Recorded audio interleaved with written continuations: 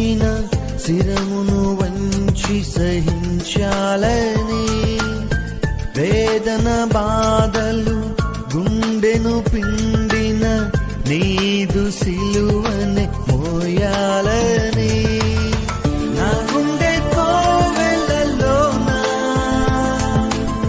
నిన్నే ప్రతిష్ఠించి,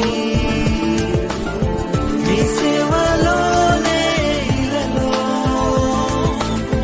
నా తుది శ్వాసను విడవాలని సాగిపోతున్నాను, నిన్ను చూడాలని నిరీక్షిస్తున్నాను.